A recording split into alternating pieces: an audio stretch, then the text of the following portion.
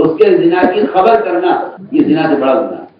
پہلے بدگمانی، پھر تجسس، پھر غیبت. اس لیے فرمایا کہ شیطان وہ بدگمانی پیدا کرتا ہے دلوں میں. اس طرح آدمی اس بدگمانی کی وجہ سے تحقیق کرتا ہے کہ دیکھو ایسا ہے ہی نہیں. فرمایا کہ مومن کے گناہ کی تحقیق کرنا، مومن کے گناہ کی تحقیق کرنا یہ جس گناہ سے بڑا گناہ ہے جس نے کیا ہے. زنا سے زیادہ، زنا کرنے سے زیادہ بڑا گناہ. اس کے زنا کو ثابت کرنے کی کوشش کرنا، اس کی تحقیق کرنا یہ زیادہ بڑا گناہ ہے. اس کے زنا کی خبر کرنا یہ زنا سے بڑا گناہ ہے. بسم اللہ الرحمن الرحیم. السلام علیکم ورحمۃ اللہ. حضرت جی مولانا سعد صاحب دامت برکاتہم کا بیان سماعت فرمائیے. بیان کو لائک اور شیئر کرنا مت بھولیے اور اپنی آراء سے ضرور آگاہ کیجیے. جزاکم اللہ خیر. میرے انتہائی محترم بزرگوں دوستوں، تمام مادی اور غیبی طاقتوں کے مقابلے میں سب سے بڑی طاقت مومن کا گمان. تمام غیبی طاقتیں جس میں ملائکہ بھی ہیں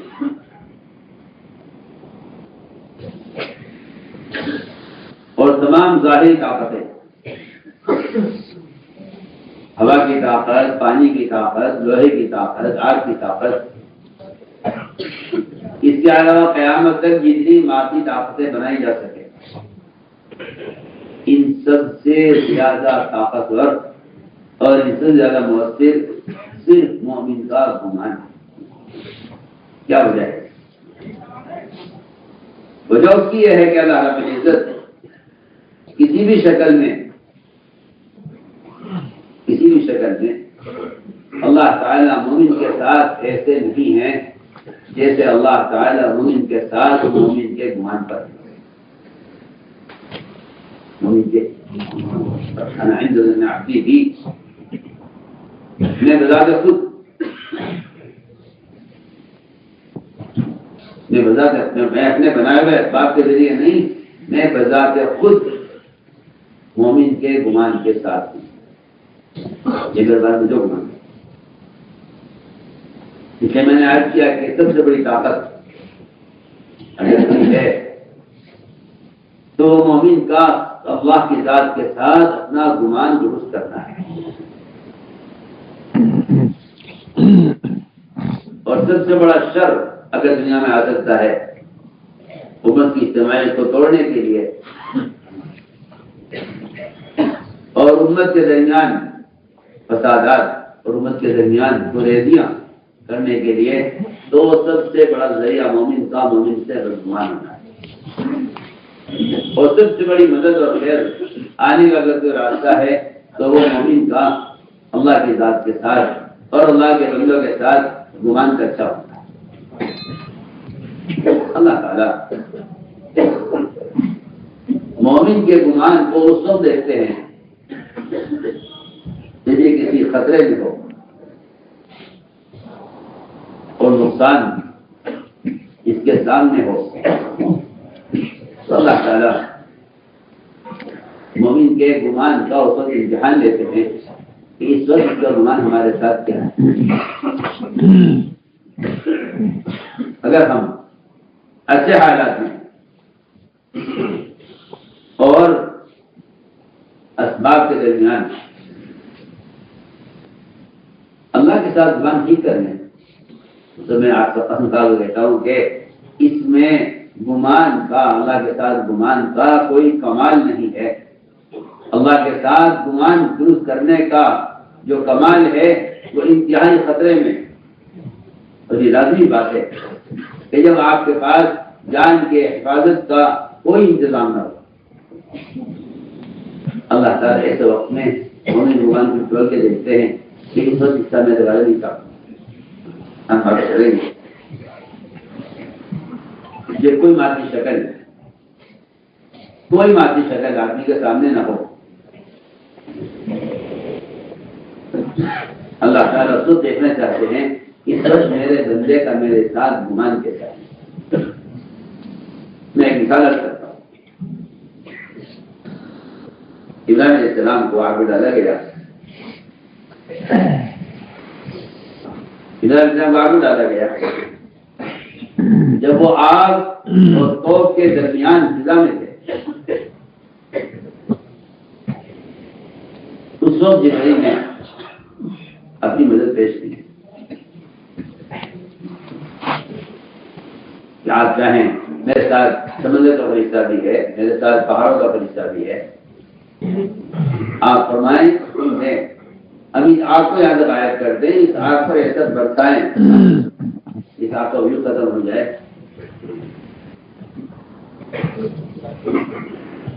لیکن ابراہیم علیہ السلام کو اس وقت جواب یہ تھا اما الیک فلا، کہ ہمیں آپ کی حاجت نہیں ہے. یہ میں عرض کرنا چاہتا ہوں کہ ایمان عین خطرے کے وقت جب آدمی کو کسی کی مدد کی انتہائی ضرورت ہوتی ہے، میں کہنا آپ کی حاجت نہیں. ابراہیم علیہ السلام کا یہ ان کے گمان کا امتحان تھا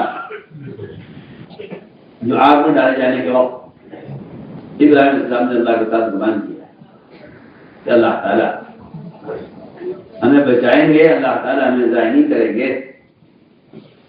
روایتوں میں آتا ہے کہ جس طرح ابراہیم علیہ السلام کے لیے آگ ٹھنڈی ہوئی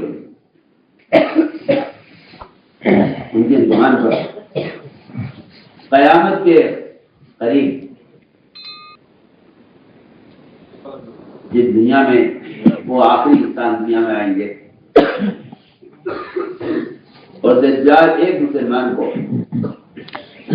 اپنی آگ میں ڈالے گا، تو اگر اس وقت دجال کی آگ میں گرنے والے مسلمان کا گمان اللہ کے ساتھ درست ہے تو اللہ تعالیٰ اس کو بالکل اس طرح بچائیں گے جس طرح ابراہیم السلام کو یہ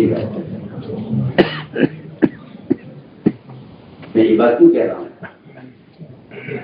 میں بس یہ کر رہا ہوں کہ اس زمانے میں ایمان والے یہ واقعات سنتے ہیں تو یہ کہ بات ختم کرے کہ وہ تو نبی تھے، ہم نبی تھے. بعض وہ ہیں صحابہ کے واقعات سنتے ہیں، کہتے ہیں وہ صحابی تھے، ہم صحابی نہیں. اور میں یاد کر رہا ہوں کہ روایت میں یہ ہے کہ اللہ تعالیٰ دجال کے زمانے کے مسلمان کو بھی اس کی آگ سے بالکل اس طرح بچائیں گے جس طرح اللہ تعالیٰ نے ابراہیم علیہ السلام کو نمرود کی آگ سے بچایا. جو معاملہ اللہ تعالیٰ کے ابراہیم علیہ السلام کے ساتھ ہے نمرود کی آگ کو ٹھنڈا کرنے میں، وہ معاملہ اللہ تعالیٰ کا دجال کے زمانے کے مسلمان کے ساتھ ہوگا.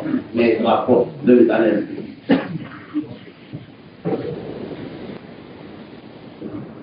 اللہ تعالیٰ ایسے موقع پر مومن کے گمان چلتے ہیں کہ ان حالات میں، ان خطرات میں اس کا میرے ساتھ کیا ہونا. اگر گمان درست ہے، اگر گمان درست ہے تو اگر نبی اور صحابی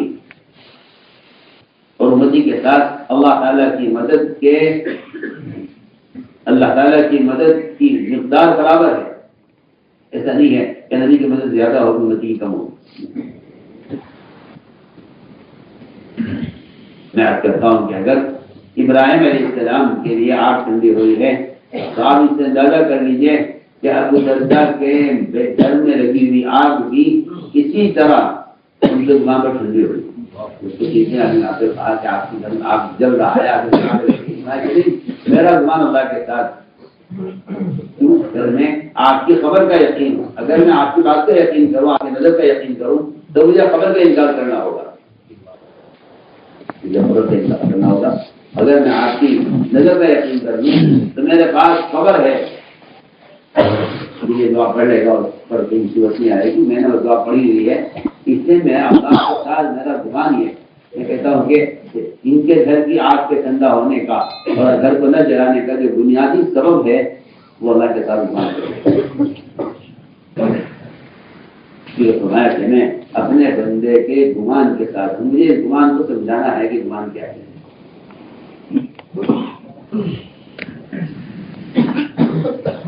اور اس بدگمانی اور اگر گمان بگڑ جائے تو پھر اس سے کیا کیا دنیا کے اندر فسادات ہوتے ہیں اور کیا کیا مسلمانوں کے درمیان نفرتیں پیدا ہوتی ہیں.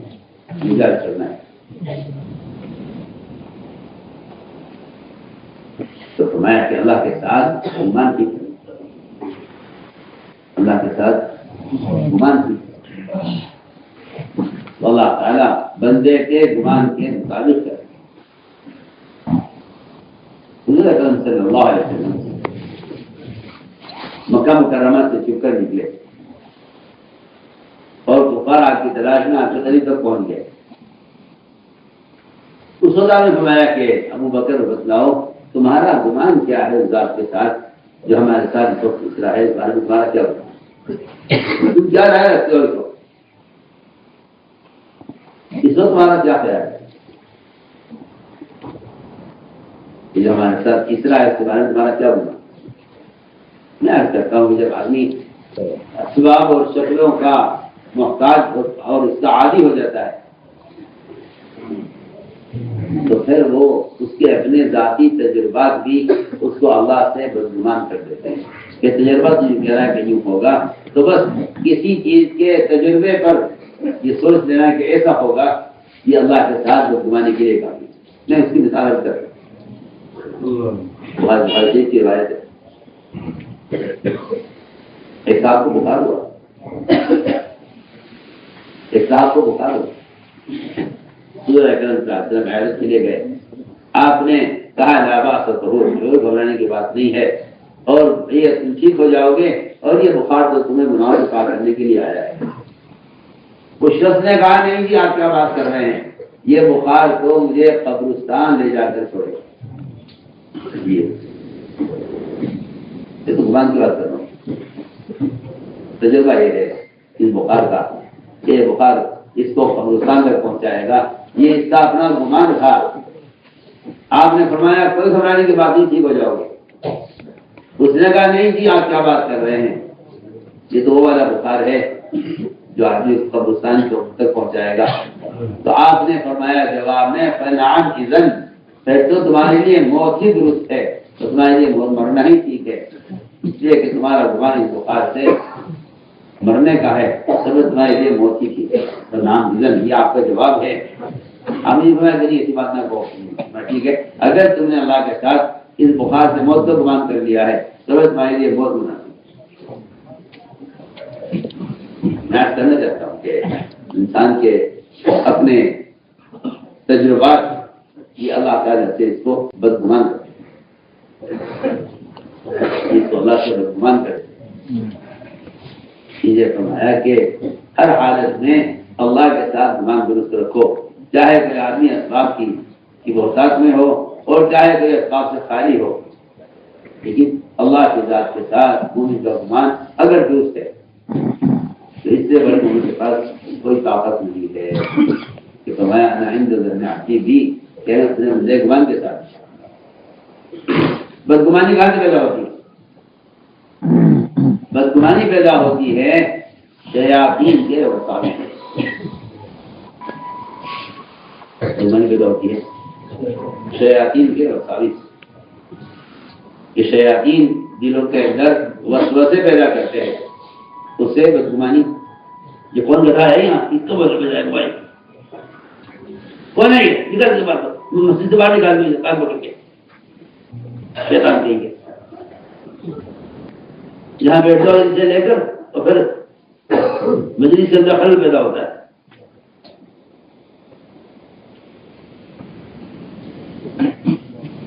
تو شیطان دلوں میں بدگمانی پیدا کرتا ہے، اللہ کے بارے میں بھی اور اللہ کے بندوں کے بارے میں بھی۔ اس بدگمانی پر آدمی بڑے بڑے قلعے تعمیر کر لیتا ہے، بڑے بڑے فیصلے کر لیتا ہے۔ فرمایا کہ نہیں، مومن کے بارے میں ہمیشہ اس کو گمان رکھو، اور مومن کے بارے میں گمان کے درست کرنے کی حد یہاں تک ہے کہ اگر کوئی شخص اپنی آنکھ سے کسی مومن کو کچھ کرتے ہوئے دیکھا ہے، اپنی آنکھ سے دیکھا اور مومن اس کا انکار کرتا ہے،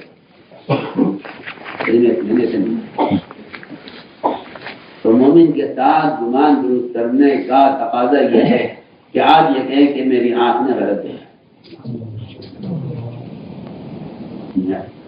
بہت بنیادی بات ہے۔ ایک آدمی چوری کی، عمر رضی اللہ عنہ اس کو چوری کرتے ہوئے دیکھا اپنی آنکھوں سے، اپنی آنکھوں سے دیکھا۔ حضور نے فرمایا اس سے کہ تم چوری کر رہے ہو؟ اس نے کہا قسم ذات عالی کی، اس کے سوا کوئی عبادت کے لائق نہیں ہے، میں نے چوری نہیں کی۔ حالانکہ حضرت عمر رضی اللہ عنہ اس کو چوری کرتے اپنی آنکھوں سے دیکھا۔ جب فرمایا کہ میں نے چوری کی ہے، اس نے کہا قسم ذات عالی کی، اس کے قبضے میں میری جان ہے، جس کے اوپر معبود نہیں ہے، میں نے چوری نہیں کی۔ عمر رضی اللہ تعالی عنہ نے اس کے اس بات کے کہنے پر یہ فرمایا کہ میں اپنی آنکھ کو جھٹلاتا ہوں، میری آنکھ نے غلط دیکھا۔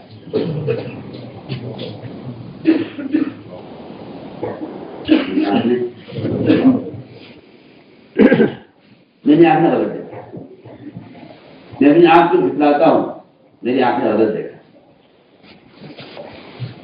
کہ مومن اگر یہ کہہ رہا ہے کہ میں نے چوری نہیں کی، تو مومن کی بات کا یقین کرنا بس یہی مومن کے ساتھ زبان کی طرح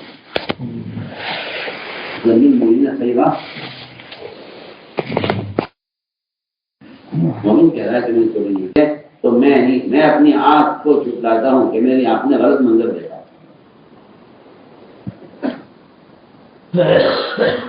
ایسا ایک نہیں سینکڑوں واقعات ہے صحابہ کرام میں۔ تو میں نے عرض کیا کہ شیطان دل کے اندر وسوسہ پیدا کرتا ہے۔ یہ قرآن نے یہ کہا ہے اے سارے ایمان والو اجتنبوا کثیرا من الظن، یہ بدگمانی سے اپنے آپ کو بچاؤ، بدگمانی سے بچو۔ اس لیے کہ بدگمانیاں یہ تو خود گناہ ہے، بدگمانی خود گناہ ہے، کیونکہ جب بدگمانی پیدا ہو جاتی ہے تو پھر آدمی اس بدگمانی کی وجہ سے تحقیق کرتا ہے کہ ایسا ہے یا نہیں۔ قرآن نے عجیب اختیار کیا ہے کہ بدگمانی گناہ ہے، اور بدگمانی کے بعد آدمی تجسس کرتا ہے کہ دیکھو ایسا ہے یا نہیں۔ بعد میں خبر شیطان خواب میں آ کر کسی کے بارے میں کوئی بات آپ کو بتلائے گا اور اچھی شکل میں آ کر بتلائے گا، اور آپ اس بات کی تحقیق کریں گے کہ معلوم کرو کہ ایسا ہے یا نہیں۔ قرآن یہ کہتا ہے کہ اگر آپ تجسس کریں گے، یعنی آپ اس بات کی حقیقت کو تلاش کریں گے جس کی آپ کے دل میں شیطان نے بدگمانی پیدا کی۔ تو قرآن نے پہلے یہ کہا بلا تجسس، کسی کی عیب نہیں مت کرو، کسی کا عیب چلاتے ہیں۔ اگر تم نے یہ کیا اور تمہیں کوئی بات نظر آ گئی تو بس تم غیبت سے بچ نہیں سکو گے۔ آگے قرآن نے غیبت کا ذکر کیا ہے، پہلے بدگمانی، پھر تجسس، پھر غیبت۔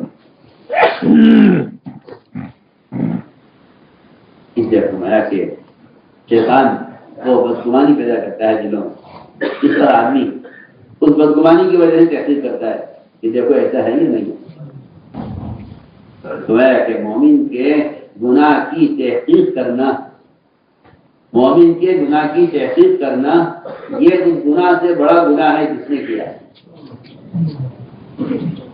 زنا سے زیادہ، زنا کرنے سے زیادہ بڑا گناہ اس کے زنا کو ثابت کرنے کی کوشش کرنا، اس کی تحقیق کرنا یہ زیادہ بڑا گناہ ہے۔ اس کے زنا کی خبر کرنا یہ زنا سے بڑا گناہ ہے۔ کیوں کہ زنا کی خبر کرنا غیبت اور زنا کی تحقیق کرنا دونوں حرام، حرام غیبت بھی حرام، ضرور بھی حرام، ضرورت بھی حرام۔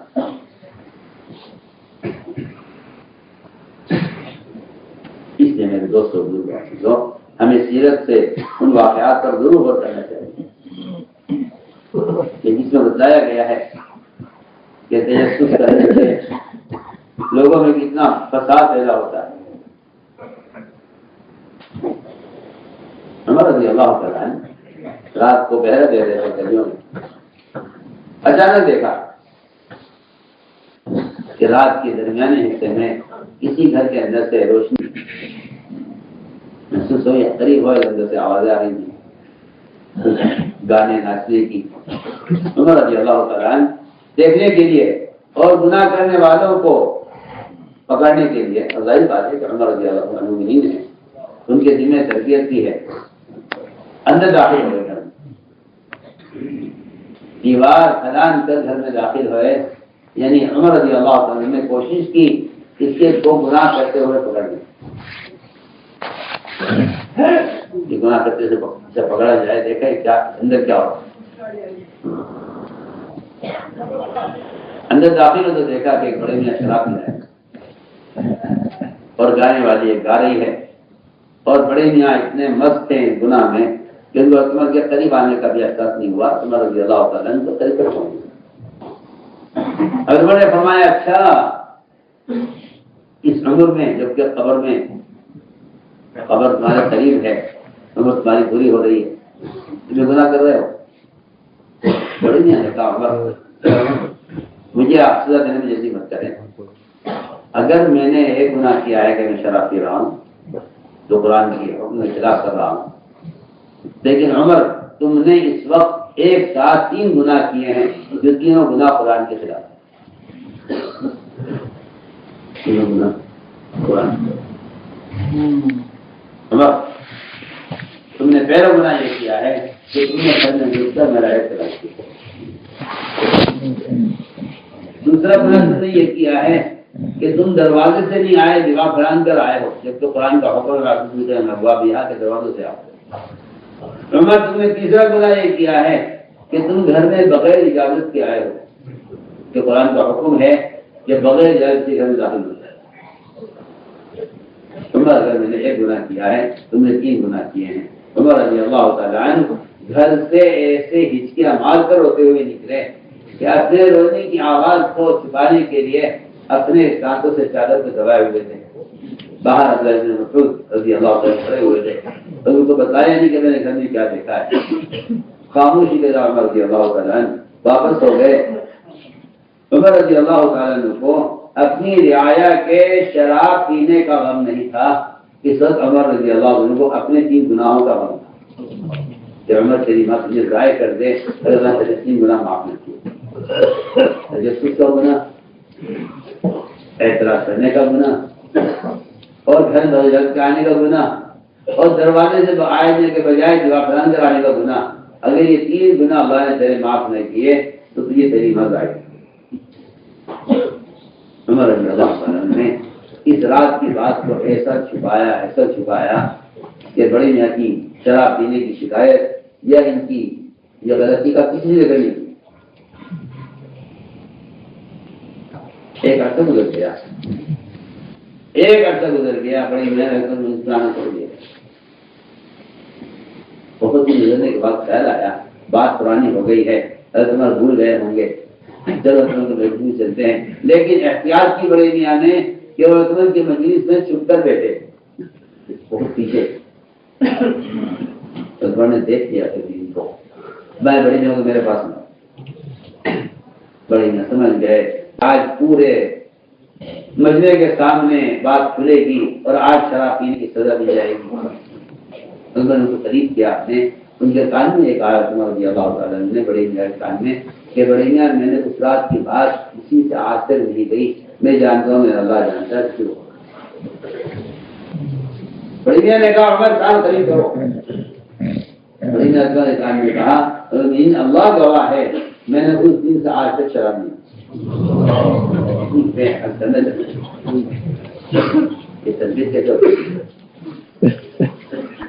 یہ لوگوں کا مزاج بن گیا ہے کہ مسلمان کی غلطی کو کا اعلان کرو تاکہ اس سے اس کی اصلاح ہو جائے۔ حدیث میں آتا ہے جو مسلمان کسی مسلمان کے عیب کو تلاش کر رہا ہے وہ فساد چاہتا ہے، اسلام نہیں چاہتا ہے۔ کیا چاہتا ہے؟ فساد چاہتا ہے، اسلام نہیں چاہتا۔ صاف ہے کہ جو آدمی مسلمان کے عیوب کو تلاش کر رہا ہے اگرچہ اس کا ارادہ اصلاح کرنے کا ہو تب بھی وہ فسادی ہے، وہ اصلاح نہیں۔ مسلم سے کہتے ہیں جو مسلمان کے عیب کو چھپا لے تو اللہ تعالیٰ ایسے لوگوں سے امت کی تربیت کا اور اصلاح کا کام دیتے ہیں۔ اس لیے یہ معمول تھا صحابہ کرام کا، اور یہ معمول کا خلفاء راشدین کا، کہ جب شکایت آتی تھی کسی کی تو وہ ایک مومن کی عزت کو بچانے کے لیے اور ایک مومن کے عیب کو چھپانے کے لیے ان کو اس بات کی تربیت دی گئی تھی کہ حضور اکرم صلی اللہ علیہ وسلم ایسے موقع پر مسلمان کے عیب کو چھپا لیا کرتے تھے اور اس کے عیب کی اور اس کی غلطی کی اچھی تعریف کرتے تھے۔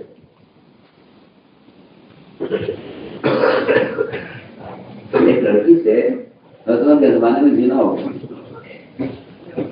بات ہے جب زنا ہو گیا تو اس کی بکارت اور اس کا پورا کم ختم ہو گیا، تو لڑکی کی شادی کو سے پیغام آیا تو اس کے والدین کو خیال یہ آیا کہ ہمیں لڑکی کا حال لڑکے والوں کو بتا دینا چاہیے کہ ہماری لڑکی کے اندر یہ عیب ہے، شادی کرو نہ کرو نہ کرو، لیکن لڑکی میں عیب ہے، ہمیں لڑکے والوں کو بتا دینا چاہیے کہ ہماری بچی کے اندر یہ عیب ہے اور اس سے گناہ ہو چکا ہے۔ ان کو بتانے سے پہلے خیال آیا کہ چلو حضرت سے مشورہ کر لیتے ہیں۔ حضرت کے پاس آ کر کہا کہ ہم آپ سے بات پوچھنے کے لیے آئے ہیں، ہماری لڑکی سے زنا ہو گیا تھا، آج کہیں سے اس کی شادی کا پیغام آیا ہے، ہماری لڑکی کے اندر ایک عیب ہو گیا ہے، کیا ہم لڑکے والوں کو بتا دیں؟ انہوں نے فرمایا جب ماں باپ سے لڑکی کے والدین سے کہ اگر تم نے لڑکی کا حال کسی کو بتایا تو میں تمہیں اتنی سخت سزا دوں گا کہ میں نے ایسی پٹائی اور ایک سزا کسی کو دی نہیں سب ڈانٹ ہے تم دونوں کو۔ تو میں جاؤ کہ لڑکی کی شادی کرو، اس طرح کرو جیسا وہ پاک دامن لڑکی ہوتی ہے عفیفہ، جس نے کبھی کسی نامحرم کو دیکھا نہ ہو، اس کی طرح شادی کرو جس طرح ایک پاک دامن لڑکی کی شادی کی جاتی ہے، اور اگر تم نے اس کی بات کسی کو بتائی تو میں تمہیں وہ سزا دوں گا کہ سارے ملکوں کے لیے عبرت ہو جائے گی، ایسی سزا میں نے کسی کو دی نہیں ہوگی۔ یہ مثال بنایا حفاظت کر کہ یہاں تو آدمی آنکھ سے حقیقت کو دیکھ رہا ہے، یہ کہہ رہا ہے کہ نہیں مومن کے عیب کو چھپاؤ، جہاں لوگ صرف سنی ہوئی بات کو نقل کر دیتے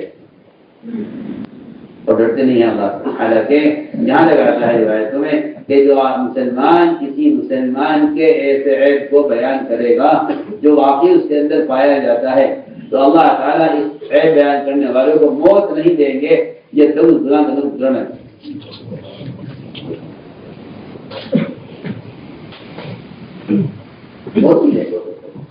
جب تک یہ وہ خود کو گناہ نہ کر لے، جس گناہ کو اس نے بیان کیا ہے کسی کے، جب تک اس گناہ کو نہیں کر لے گا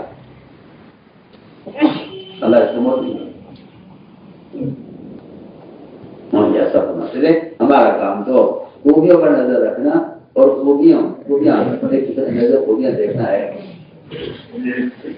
تو میں نے عرض کیا کہ بدگمانی کھان شروع ہوتی کہ شیطان دل میں بدگمانی پیدا کرتا ہے، تو اس بدگمانی پر آدمی بہت بڑے بڑے فیصلے کر دیتا ہے۔ میں نے عرض کیا کہ گمان اللہ کے ساتھ اور گمان اللہ کی مخلوق کے ساتھ، گمان اللہ کی مخلوق کے ساتھ، جس طرح اللہ کی ذات کے ساتھ گمان کرنا وہ اللہ تعالیٰ کی قدرت کو صاف کر دیتا ہے، اور انسان میں نے جیسے شروع میں مثال رکھی تھی کہ انسان کی آگ ٹھنڈی ہو گئی ہے، وہ اللہ کے ساتھ گمان، اللہ کے ساتھ گمان تھا۔ ابو دردا کی آگ ٹھنڈی ہوئی ہے، وہ اللہ کے ساتھ گمان درست ہونا تھا۔ ایسے ہی اگر کوئی بندوں کے بارے میں اپنا گمان اچھا کر لے تو اللہ تعالیٰ بندوں کے گمان پر بندوں کے اچھا گمان ہے تو اللہ ان کے گمان کے مطابق کر دیتے۔ اگر میں خیال کر لوں یہ بنا شخص جو مظاہر بہت برا ہے مگر میرا گمان یہ ہے کہ نہیں یہ بہت اچھا ہے، تو میں کیا آپ کو بتاؤں کہ گمان ایسی طاقت ہے کہ کہ جو ایک برے آدمی کی برائیوں کو اچھائیوں میں تبدیل کر دے اور اس کی خرابیوں کو خوبیوں میں تبدیل کر دے. اب اور گمان ایسی طاقت ہے، گمان ایسی طاقت کہ وہ ایک آدمی کے عیوب کو خوبی میں تبدیل کر دے. گمان ایسی طاقت. ایک صحابی تھے سعید بن عامر بن حزیم جمعی.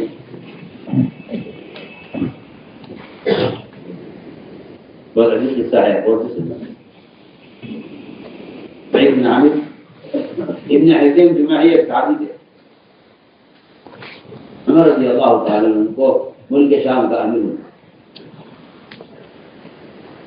ان لوگوں نے آ کر ایک ہفتے کے بعد اپنے امیر کی شکایت کی حکومت سے، اور یہ کہا کہ اس امیر کو آپ دائی معمول کیجیے، ہمیں یہ دل مل جائے.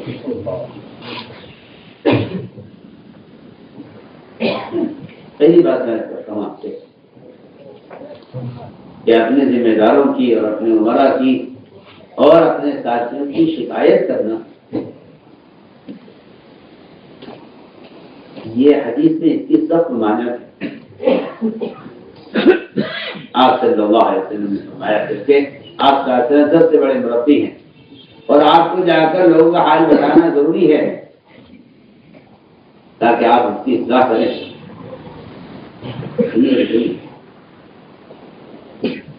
اس طرح کی بیمار کا حال ڈاکٹر کو بتایا جاتا ہے اس کی جو ہے اس کے علاج کے لیے.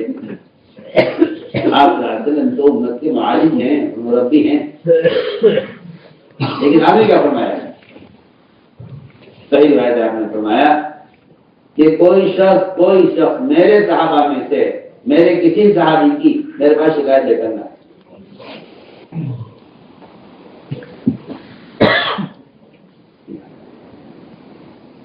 لا يبلغني احد من اصحاب الاحد شيئا اني احب ان اقول اليك وانا سليم الصدر. کہ کوئی میرے پاس میرے کی ذاتی کی شکایت کرنے نہ. لا يبلغني نہ مجھے شکایت کسی کی پہنچے اور نہ کوئی بال ارادہ میرے پاس کسی کی شکایت کو لے کر. میرا دل یہ چاہتا ہے کہ جب میں تمہارے سامنے نکلوں تو میرا سینہ سب کی طرف سے رہا. یہ بہت اہم بات ہے. میں حیران ہوں بات ہے کہ حضور اکرم صلی اللہ علیہ وسلم بجائے اللہ سے اپنے دشمنوں کی شکایت کرنے کے اپنے دوست کی شکایت کرتے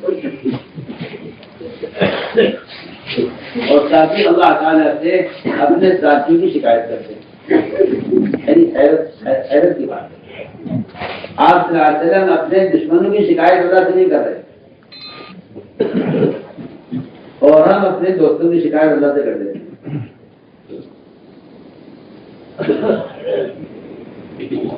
ایک بنیادی بات ہے آپ نے فرمایا کوئی میرے پاس میرے ساتھی شکایت نہ رہے. اور آج کل نے معاف کریں مزاج یہ ہے لوگوں کا کہ جو آدمی شکایت لے کر آتا ہے اس کو قریب کرتے ہیں، اس کا اکرام کرتے ہیں، اس سے اور مزید حالات معلوم کرتے ہیں. بتاؤ اور کیا ہو رہا ہے. سنیے شکریہ.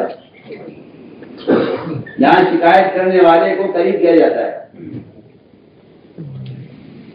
امام شافعی رحمۃ اللہ علیہ کے تو ان کو کوئی مخالف تھا. امام شافعی کے ایک آدمی کا دشمن تھا، مخالف تھا. اس نے امام شافعی کے بارے میں کچھ کہا. امام شافعی علیہ کا چاہنے والا ان کے پاس آیا اور آ کر کہا کہ امام صاحب فلاں آدمی آپ کے بارے میں یہ کہہ رہا تھا، یہ کہہ رہا تھا، یہ کہہ رہا تھا. ساری باتیں سچی تھی. اور اس نے امام شافعی رحمۃ اللہ علیہ کو کے سامنے ان کے دشمن اور ان کے مخالف کی طرف سے بات نقل کی. امام شافعی علیہ کا جواب دیا. فرمایا اگر تم سچ بول رہے ہو تو ساری باتیں جو اس کی طرف سے مجھے پہنچا رہے ہو، نقل کر رہے ہو، اگر تم سچ بول رہے ہو تو تم چغل خور ہو اور چغل خور جنت رافضی ہو. اور اگر تم جھوٹ بول رہے ہو اس کی طرف سے جو باتیں نقل کر رہے ہو یہ باتیں غلط ہیں جھوٹی ہیں تو فرمایا کہ تم فاسق ہو اور فاسق میں داخل نہیں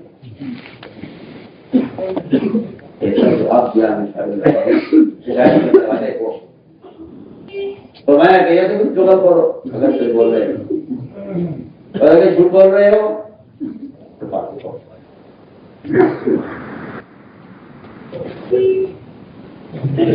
صاحب اسلام کے درمیان اس طرح بات کرے تو لوگوں نے آ کر عبداللہ بن عمر سے کہا کہ آپ امیر کے بیٹے ہیں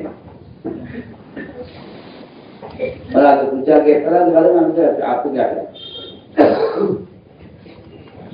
فلاں کے بارے میں آپ کو کیا ہے اور صحابہ سے بھی یہ واقعات بہت مقبول ہیں. کیا آگے دوسرے بھی فلاں کے بارے میں آپ کو کیا ہے وہ فوراً قبلے کی طرف متوجہ ہوئے اور اس شکایت جانے والے سے کہا کہ تم مجھے قتل کرنا چاہتے ہو. نہیں چاہتا میں تو آپ کے چاہنے والا ہوں. میں تو آپ کی رائے معلوم کرنا چاہتا کہ فلاں صاحب کے بارے میں آپ کی کیا رائے. اگر تمہارا یہ کہنا کہ فلاں صاحب فلاں مولوی کے بارے میں آپ کا کیا خیال ہے بس یہ مجھے قتل کرنے کی طرح ہے یہ ٹھیک بات ہے. اور ان سے رخ پھیر لیا قبلے کی طرف ہو گئے اور دعا کی اور دعا یہ کی کہ اللہ جس شخص کے بارے میں یہ آدمی یہ کہہ رہا ہے اے اللہ میں تو شخص کو اس کو میرا گمان تو اس کے بارے میں بہت اچھا ہے مگر یہ جو کہہ رہا ہے غلط کہہ رہا ہے. تو میں نے عرض کیا کہ یہ تھا مزاج کہ وہ مسلمان کی غیبت یا مسلمان کے بارے میں غلط بات سننا برداشت نہیں کرتا. میں اس کی مثال انہوں نے امیر کی شکایت کی اور لوگ اپنے امیروں کی اساتذہ کی شکایت کیوں کرتے ہیں. بات اصل یہ ہے کہ جب مسلمان منہ کے عیوب کو دیکھتا ہے تو اس کو کوئی آدمی اس کو کام کے قابل نظر نہیں آتا. جی ہاں ہر ایک میں کوئی عیب نکالتے ہوئے کہے گا کہ ان میں تو یہ عیب ہے یہ عیب ہے یہ عیب ہے اور ایسا معلوم ہوتا ہے کہ شاید یہی چاہتے ہیں کہ کوئی ایسا آدمی ذمہ دار ہو جس کے اندر کوئی عیب نہ ہو.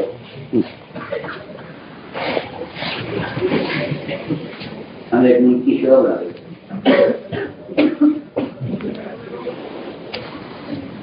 تو جب شورا بنانے کے لیے ہم نے رائے دی تو ایک صاحب نے کھڑے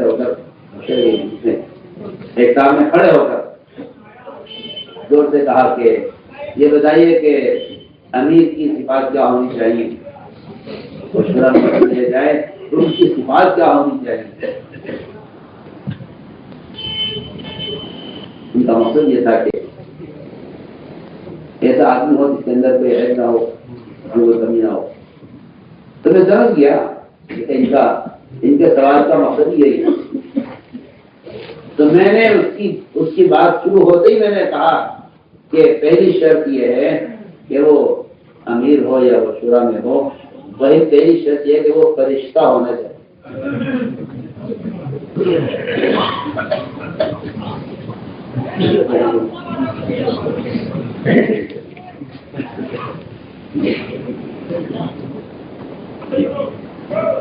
سمجھ گیا وہ سمجھدار آدمی کا اس نے معافی مانگی میں کہا مجھ سے غلطی ہوگی.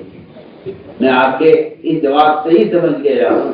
آپ نے کہا کہ وہ فرشتہ ہونا چاہیے میں آپ کی جواب سے ہی سمجھ گیا ہوں کہ صرف معصوم یا ملائکہ ہیں یا انبیاء ان سے نیچے کوئی معصوم نیچے کوئی معصوم نہیں ہے. اللہ تعالی نے فرما دیا کلکم خطاؤن تم سب کے سب خطا تھا. دنیا میں کوئی شخص ایسا نہیں ہے جو یہ کہہ دے کہ میری غلطی نہیں ہے کیونکہ حدیث نے سب کے معصوم ہونے کا انکار کر دیا. کلکم خطاؤن تم سب خطا تھا. حدیث نے یہ دروازے بند کر دیا کہ کوئی یہ کہے گا کہ میری غلطی نہیں. میں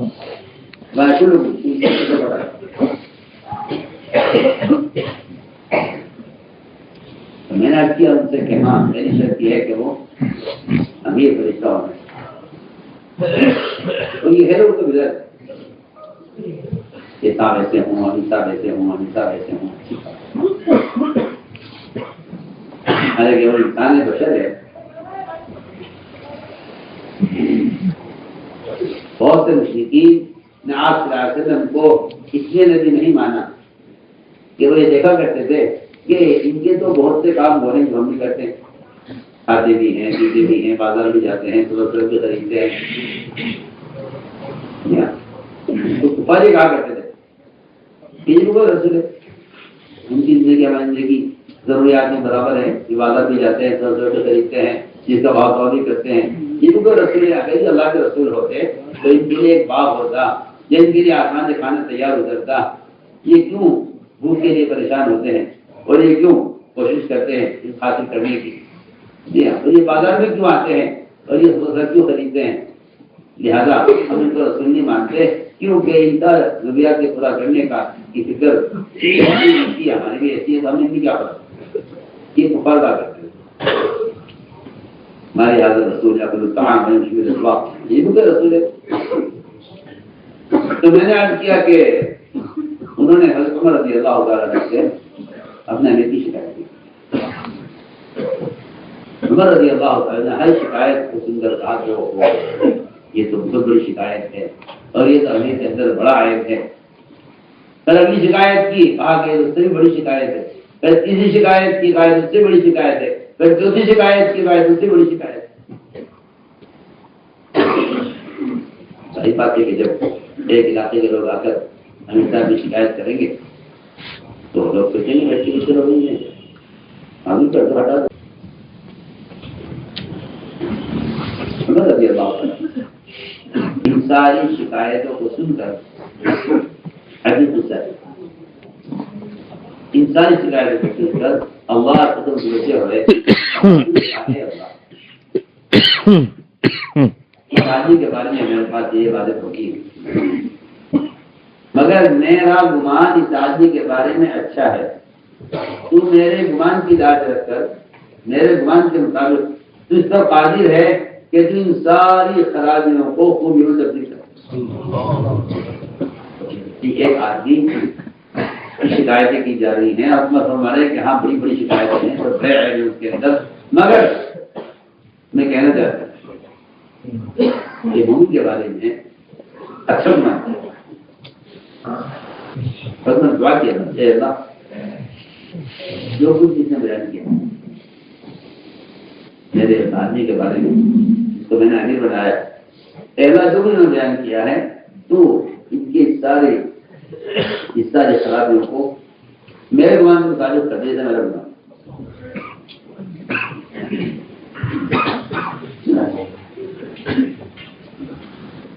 بلایا ان کو امیر صاحب بھی آئے انہوں نے شکایتیں کی. ہمارا کیا شکایت ہے کہ یہ شکایت ہے ان سے یہ ہے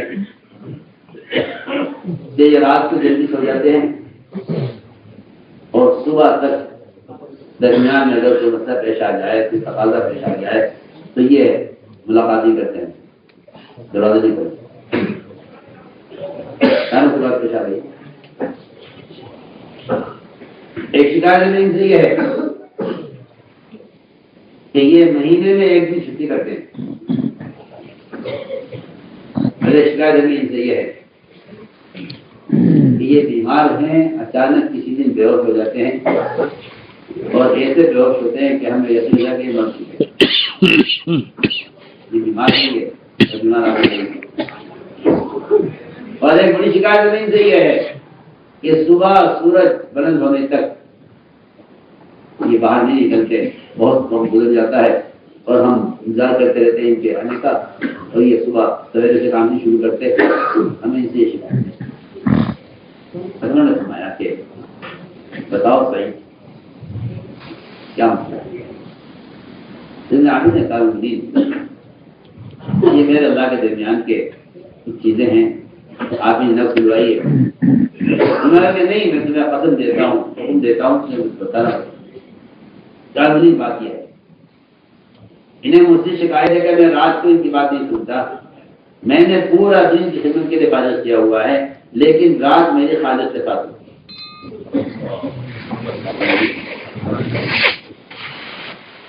رات میری حفاظت کے ساتھ دن پورا کیا ہوا ہے، دن میرا مخلوق کے لیے ہے، رات میری حفاظت کے لیے۔ میں رات شروع ہوتے ہی مسئلے پر کھڑا ہو جاتا ہوں اور صبح تک میں عبادت میں مشغول رہتا ہوں۔ میں ان سے کہا کہ دن تمہارے لیے ہے، خدمت کے لیے، اور رات میری مدد حاجت ہے۔ میں اے اللہ تیرا شکر ہے کہ تو نے عمر کے قرآن کے مطابق اس عیب کو کوئی بنا، لیکن اگلی بات یہ ہے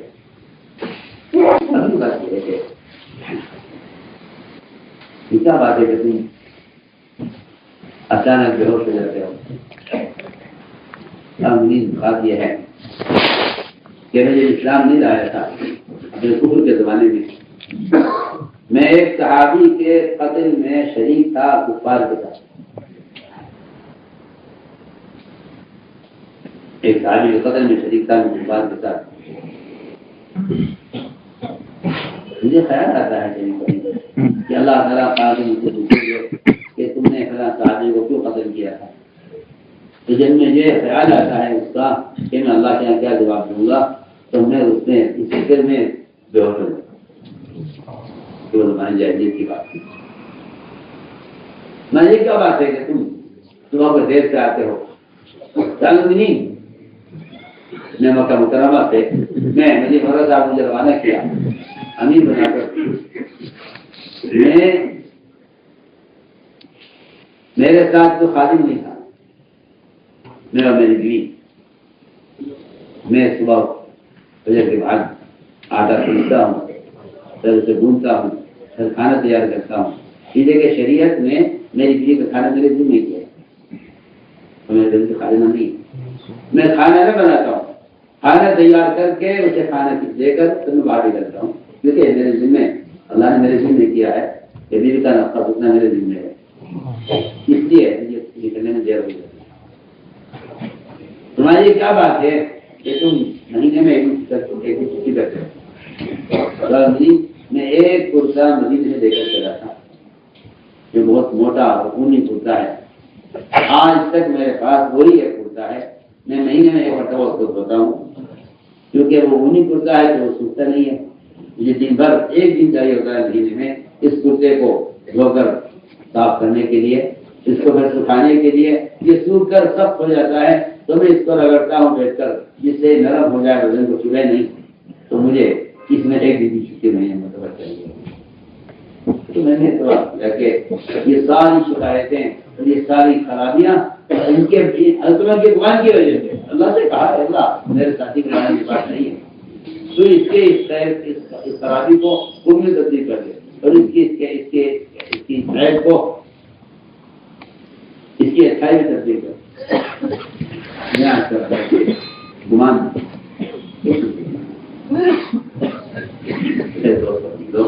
حدیث آتا ہے کہ بعض مرتبہ شیطان آتا ہے اچھی شکل میں، آدمی دیکھ کر کہتا ہے کہ آدمی تو بڑا نیک معلوم ہوتا ہے، اور تمہارے درمیان آ کر ایک بات چھوڑ جاتا ہے کسی کے بارے میں، پھر تم آپس میں وہ باتیں تم آپس میں ایک دوسرے کو خبر کرتے ہو اس کی، اور کہتے ہو کہ ہاں فلاں نے یہ بات کہی ہے، کہ وہ بات کہنے والا شیطان ہی تھا جو تمہارے درمیان ایسی بات چھوڑ گیا ہے کہ جس سے تمہارے درمیان اختلاف پیدا ہو گیا۔ اس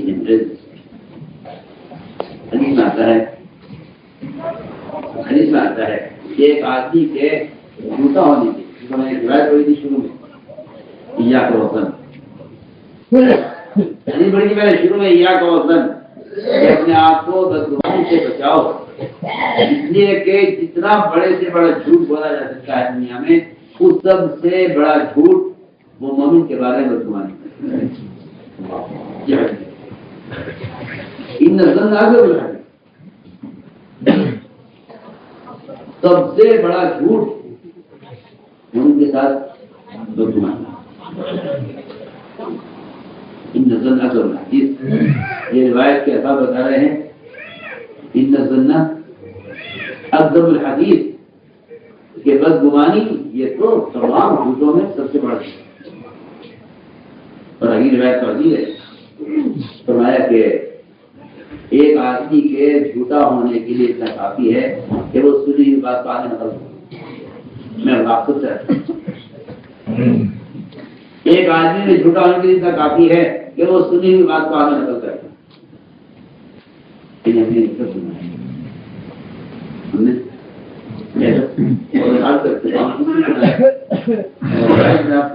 وہ کہتا ہے کہ میں نے سنا ہے ایک آدمی سے کہ واقعی جس کی بات کا انکار نہیں کیا جا سکتا، سچائی ماننا چاہیے، اس کی شکل، اس کا حلیہ، اس کا نورانی چہرہ بتا رہا ہے کہ وہ آدمی غلط نہیں کہہ سکتا۔ حدیث میں ہے کہ کہنے والا کہتا ہے کہ وہ اس آدمی کو شکل سے جانتا ہوں، نام سے نہیں جانتا۔ فرمایا کہ وہ شیطان ہی تھا، وہ شیطان ہی تھا۔ اس بارے میں ایک بار چھوڑ گیا ہے، فرمایا کہ اپنے آپ کو بدگمانی سے بچاؤ، کیونکہ سب سے بڑا جھوٹ وہ بدگمانی ان نظر نہ گھبراتی ان نظر نہ گھبراتی کہ سب جھوٹ کی جو آخری حد ہو سکتی ہے، اس سے بڑا جھوٹ یہ ہے کہ آدمی ان کے ساتھ بدگمانی کرے۔ ایک بات آتی ہے اور لوگ اس کو فوراً حدیث میں آتا ہے اللہ اکبر کہ مومن اللہ اپنی زبان سے ایک بات نکالتا ہے، حالانکہ وہ بات بہت معمولی ہوتی ہے، اس کو اندازہ نہیں ہوتا کہ اس نے کیا کہہ دیا، وہ بات آفاق تک پہنچ جاتی ہے، انسان دنیا پھیل جاتی ہے۔ اور میں تو کہتا ہوں کہ اس حدیث کے اندر اس زمانے میں وہ آلات اور ذرائع جو منٹوں میں سیکنڈوں میں بات کو منٹوں تک پہنچا دیتے ہیں۔ پہلے زمانے میں تو غیبت کرنے کے لیے کوئی تقریب، کوئی موقع ملنے جلنے کا ہو گیا، کہیں بیٹھ گیا کسی کے ساتھ تو غیبت ہو گئی، ورنہ اس زمانے میں تو غیبتیں کرنے کے لیے ایسے گرو بنے ہوئے ہیں۔ جی ہاں، ایک دوسرے میں بیٹھا ہے، دوسرے میں بیٹھا ہے، اور دونوں اتنی دور رہ کر بھی ایک مسلمان کی کا گوشت کھانے میں ایک برتن کے اندر دونوں شریک رائے ہیں جو جھوٹ کو آفاق تک پہنچا دے، دور دور، یعنی دنیا کے آخری کنارے تک تمہارا جھوٹ پہنچ جاتا ہے۔ حدیث کا ترجمہ کر رہا ہوں، اور اسے زیادہ نہیں ہوتا کہ اس نے کیا جملہ کہہ دیا ہے، حالانکہ یہ جملہ اس کو جہنم کی تہ تک پہنچا دیتا ہے۔ اور بعض مرتبہ آدمی اپنی زبان سے ایک کلمہ خیر نکالتا ہے اور یہ کہہ رہا ہے اس سے زیادہ نہیں کسی کیا کہہ دیا ہے، حالانکہ یہ ایک جملہ اس کو جنت تک پہنچا دیتا ہے، جنت چار درجے تک پہنچا دیتا ہے۔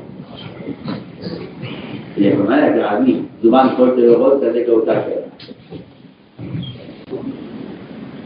بنا اس کے لوگ جھوٹ بات کو سنتے ہیں اور سنتے اس کو آگے نقل کر دیتے ہیں، سنتے ہی بات کو آگے پہنچا دیتے ہیں۔ ہم نے فرمایا کہ ایک آدمی کے جھوٹا ہونے کے لیے اتنا کافی ہے کہ وہ سنی ہوئی بات کو آگے نقل کرے۔ ایک آدمی کے جھوٹا ہونے کے لیے کافی ہے کہ وہ سنی ہوئی بات کو آگے نقل کرتے ہیں۔ جھوٹا ہونے کے لیے اتنا کافی ہے، جھوٹا ہونے کے لیے اتنا کافی ہے کہ سنی ہوئی بات کو آگے نقل کرتے۔ اور عجیب بات ہے کہ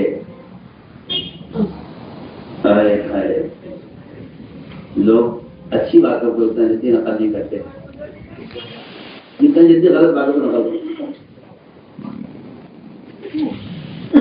رسموں کا قول ہے، رسموں فرمایا کرتے تھے کہ اگر تم باطل کو مارنا چاہتے ہو، اگر تم باطل کو مارنا چاہتے ہو تو اس کا تذکرہ چھوڑو۔ وہ صاف مانا کہ باطل کی ذکر ہی کہ باطل کو اگر مارنا ہے تو اس کا ذکر چھوڑو، عمر جائے۔ ہر چیز کی کا وجود اس کے حیات اس کے تذکروں سے ہے نا۔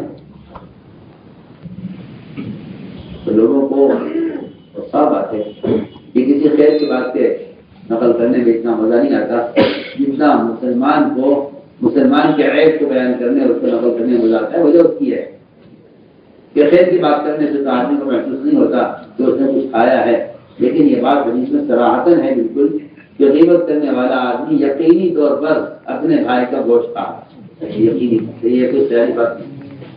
آپ نے غیبت کرنے والے کی قے میں تازہ گوشت اور غیبت کرنے والے کے دانتوں میں تازہ گوشت رکھا ہوا دکھلا دیا. فرمایا کہ دیکھو اس کے دانتوں میں دیکھو تازہ گوشت رکھا ہوا ہے. اور بلکہ آپ نے کلی کروا کر دکھلایا کہ دیکھو اس کی کلی میں دیکھو اتنا غیبت کی تھی اس کے منہ سے تازہ گوشت کیا کہ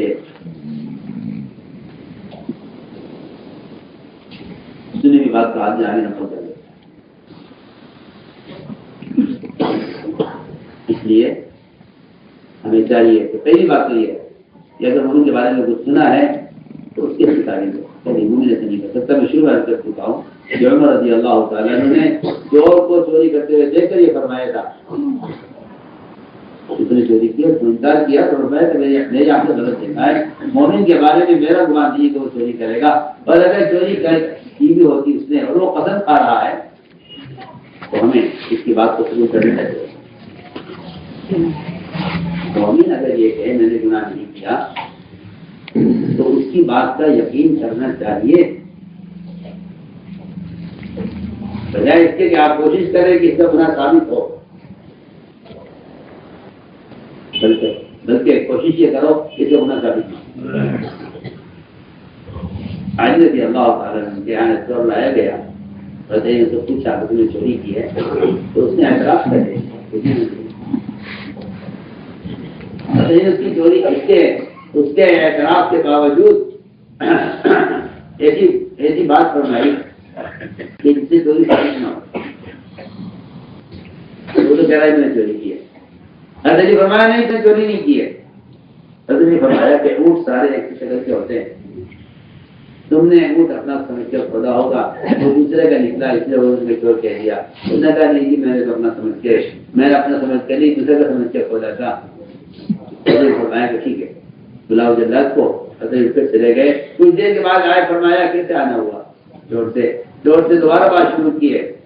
مجلس تبدیل ہو گئی. ایک مجلس میں ہی علی اللہ نے بات ختم کر دی. کسی بات ختم ہو گئی.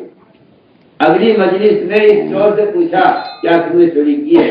اس نے کہا میں نے چوری نہیں کی ہے. بس نہیں اس چور کو چھوڑ میں جواب میں کیا بات ہے. اس طرح میں نے اس مومن کے چوری کا اقرار کرنے پر اقرار کو قبول کیا گیا تو مجھے اس کے انکار کو قبول کرنا چاہیے. اس میں آسان بات ہے.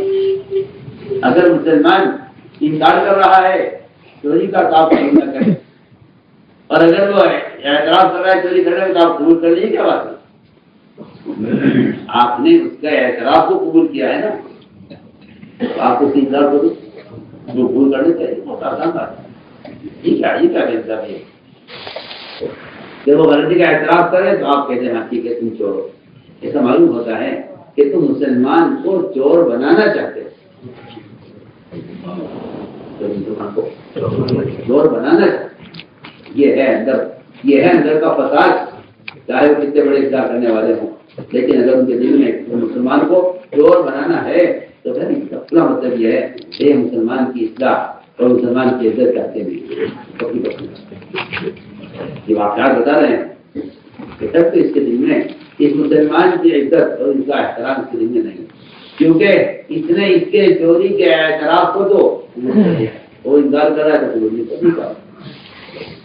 جس طرح اس کا اعتراف قبول کر لیا تھا کہ اس نے چوری کا اعتراف کیا ہے میں اس کے انکار کو بھی تو قبول کروں کہ وہ کہہ رہا میں نے چوری نہیں کی.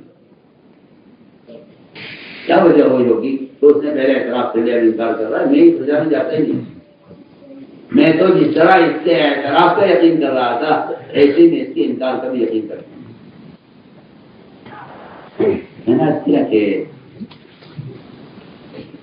منافقین امت کی اجتماعیت کو توڑنے میں 24 گھنٹے دن رات اس فکر میں لگے رہتے ہیں کہ مسلمانوں کی اجتماعیت کیسے ٹوٹے. اور اس کو توڑنے کے لیے ان کے پاس سب سے بڑا ہتھیار یہ ہے کہ یہ آپس میں ایک دوسرے سے ساتھیوں کو بدن کرنے کی کوشش کر رہے ہیں. یہ ان کا طریقہ ہوتا ہے. ساتھیوں کو ایک دوسرے سے بدن کرنے کی کوشش کرتے ہیں. یہ ان کا طریقہ ہوتا ہے. میں تو ایک واقعہ سناتا ہوں جو عجیب و غریب واقعہ ہے. اس سے اندازہ ہوگا کہ منافقین کو امت کی اجتماعیت کو اور اطاعت کو منافقین اس طرح سے ختم کرنے کی کوشش کرتے ہیں. ایک قبیلہ تھا، قبیلہ بنو مصطلق، آزاد قبیلہ تھا. یہ قبیلہ بنو مصطلق یہ آج جب حاضر ہوا اور پورے قبیلے اسلام قبول کیا. اسلام قبول کیا تو اسلام صلی اللہ علیہ وسلم نے ان کو نماز کا حکم دیا، روزے کا حکم دیا، حج کا حکم دیا، اور آپ نے ان کو زکوٰۃ کا بھی حکم دیا. انہیں اسلام قبول کرنے کے ساتھ ساتھ اسی مجلس نے کہا کہ ہم اپنے مال کی زکوٰۃ دینا چاہتے ہیں. صحیح ہے کہ ہم مال لے کر آ جائیں، ڈاکہ میں آ کر ہم سے زکوٰۃ وصول کریں. خدا کبھی ہم اسے آگے بھیج دیں گے اور اس سے زکوٰۃ وصول کریں. یعنی اسلام قبول کرنے کے ساتھ ساتھ انہوں نے اسی وقت اسی مجلس میں اپنے مال کی زکوٰۃ پیش کرنے کا ارادہ کر دیا. تو میں ہمارا آدمی آئے گا تم سے زکوٰۃ وصول کریں گے. نہیں آپ انہیں سنائی باتوں پر جو لوگ فیصلے کر لیتے ہیں اس کا کیا نقصان ہوتا ہے. سنا تھے یہ لوگ چلے گئے اور آپ صلی اللہ علیہ وسلم نے ان کو ایک تاریخ لکھ کر دی ہے کہ اس تاریخ میں ہمارا آدمی آئے گا تمہارے پاس اور تم سے زکوٰۃ دی. تم جا کر تیاری کر دو، زکوٰۃ کا مال یہاں سے الگ کر دو. سنا تھے آپ صلی اللہ علیہ وسلم کا معمول یہ تھا کہ آپ جس چیز کا وعدہ کر لیا کرتے تھے اس کو آپ پورا کرتے تھے. مشرکین آپ صلی اللہ علیہ وسلم کے وعدے وفائی کو زمانے جاہلیت سے آپ کو جانتے تھے. کیا وعدہ کرا دیا آپ صلی اللہ علیہ وسلم نے بالکل اسی تاریخ میں اپنا آدمی روانہ کیا کہ جاؤ بنو مصطلق سے زکوٰۃ وصول کرتے ہیں. ادھر سے آدمی چلا. ان کو معلوم تھا کہ آج کی تاریخ میں آپ کا آدمی آئے گا زکوٰۃ دینے کے لیے.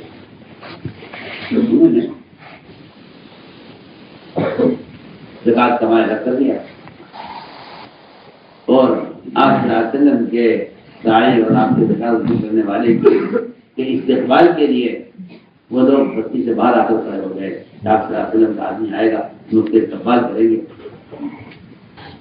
اور منافق نے دیکھا کہ زکوٰۃ سے شوق اور ان کی ایسی اطاعت ان میں ایک اکیلا آدمی وہ زیادہ زکوٰۃ وصول کرنے کے لیے اور ایمان اس کے حوالے کر دیں گے.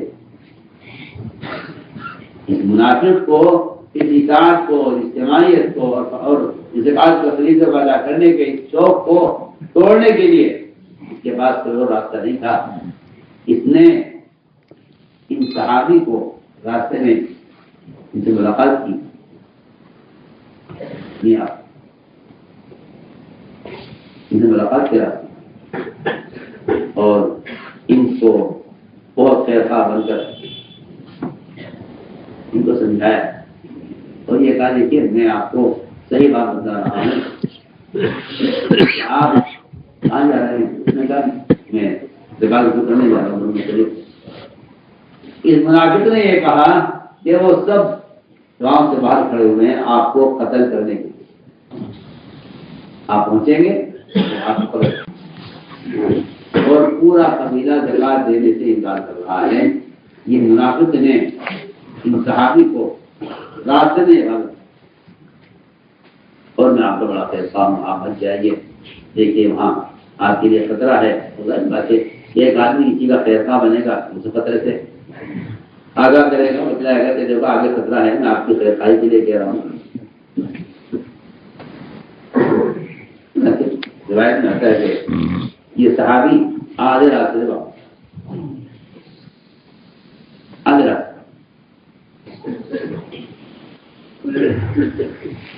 آ کر کے رسول اللہ میں تو جا رہا تھا لیکن راستے میں پتہ چلا کسی نے خبر دی ہے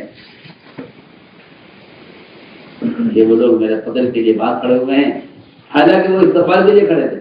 منافق نے بات کو غلط طریقے سے پیش کیا اور سب زکات سے انکار کر رہے ہیں یا راضے راستے سے ساتھ آ کر آپ نے انکار کر دیا کہ یہ حالات ہیں. آپ نے مشورہ کیا صحابہ سے کیا کیا جائے؟ مشورہ میں ایسے ہوا کہ رات کا انتظار کیا جائے اور رات کو ایک دستہ ہتھیار دے کر صحابہ پر بھیجا جائے اور اچانک رات کو حملہ کیا جائے ان پر اور پورے قبیلے کو قتل کر دیا. بہت عجیب ہوتا ہے، پورے قبیلے کو قتل کر دیا جائے. انہوں نے زکات دینے سے انکار کیا ہے، ہمارے آدمی کے قتل کے ارادہ کیا ہے، پورے قبیلے کو قتل کر دیا. اس پر فیصلہ ہو گیا.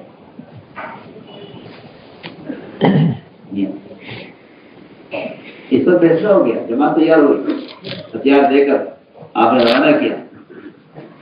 ادھر تو یہ جماعت نکلی ان کو قتل کرنے کے لیے، ادھر بنو مختلف وہ پریشان تھے کہ آپ خلاف سے تو واضح خلافی نہیں کر سکتے. آپ نے آج آتے بھیجنے کے لیے کہا تھا، آدمی کیوں نہیں آیا؟ بعض نے کہا کہ وہ ہماری کمائی میں اس کا شاید حرام کا داخل ہو گیا ہے یا ہماری کمائی صحیح نہیں ہے، اس لیے اللہ نے کو ہماری زکات کا مال دینے سے روک دیا ہے. یہ اس کی کمائی حلال نہیں کی زکات وصول نہ کرے، ان کی زکات قبول نہ کرے. انہیں یہ فکر ہو گیا کہ چلو چلتے ہیں اللہ نے پوچھے جا کر کہ آپ نے آدمی کیوں نہیں بھیجا. ادھر سے یہ چلے آپ کی سنت آنے کے لیے، ادھر سے دستہ چلا ان کو قتل کرنے کے لیے. راستے میں ملاقات ہوئی، پوچھا من القوم، تم کون لوگ ہو؟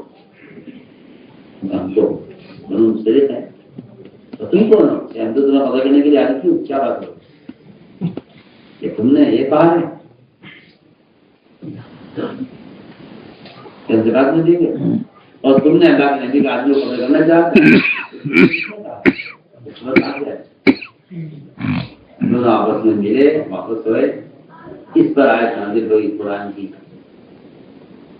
سارے ایمان والوں کو اللہ نے مخاطب کر کے کہا، اے تمام ایمان والوں، اگر کوئی فاسق تمہارے پاس خبر لے کر آئے دیکھو تم سب کے فیصلہ مت کر لینا بلکہ تحقیق کر لینا. ایسا نہ ہو کہ تم کوئی ایسا قدم اٹھا لو کہ تم ایسی کوئی فیصلہ کر دو جس سے تمہارا ورثہ نقصان ہو یا پھر اس نقصان کی تلافی نہ ہو سکے. سوائے ندامت اور حسرت کے انہوں نے کیا کہ یہ سی بات ہے. اس نے آبد کی ہے حمایت کے اسباب ہیں. یہ بدگمانی مت کرو، بدگمانی کے بعد پھر تحقیق مت کرو. اور آگے فرمایا اللہ کا حسد، ایک دوسرے کی نعمت پر حسد مت کرو. مومن کو چاہیے مومن چاہیے غبطہ کرے، حسد نہ کرے. کیا فرق ہے غبطے میں حسد میں؟ حذیفہ بن عیاض سے پوچھا گیا کہ مومن منافق میں کیا فرق ہے؟ فرمایا کہ مومن منافق میں فرق یہ ہے کہ مومن غبطہ کرے گا اور منافق حسد کرے گا. مومن غبطہ کرے گا، منافق حسد کرے گا. منافق کی کوشش ہوتی ہے کہ اس کی نعمت کو کس طرح ضائع کیا جائے. یہ منافق وہ دین کے کام عامی نہیں ہوتا، بلکہ اس کوشش ہوتی ہے کہ اس کی نعمت کو ضائع کیا جائے کسی طرح. اور مومن رشک کرتا ہے کہ اللہ جو نعمت نے اس کو نہیں مجھے بھی دے. مومن رشک کرتا ہے اور منافق حسد کرتا ہے. دونوں میں فرق. اس لیے فرمایا کہ حسد کرنے والا تو وہ نیکیوں سے محروم ہو جاتا ہے اور مزید نیکیوں کے اس کی توفیق حاصل کر لی جاتی ہے.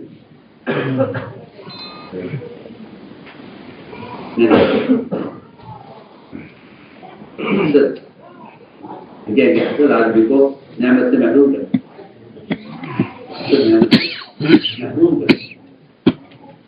حسد کرنے والا اللہ تعالیٰ کی تقدیر سے اختلاف کرتا ہے. حسد کرنے والا اللہ کی تفصیل سے اختلاف کر رہا ہے. وہ بھائی یہ بات تجربے کی ہے کہ بہت سی مرتبہ ایسا ہوتا ہے کہ ساتھیوں کے تعاون سے اور ان کی مدد کرنے سے اور ان کے ساتھ رہنے سے ساتھی ہاتھ کھینچ لیتے پیچھے ہٹ جاتے ہیں. اس کی بنیادی وجہ حسد ہو ہے،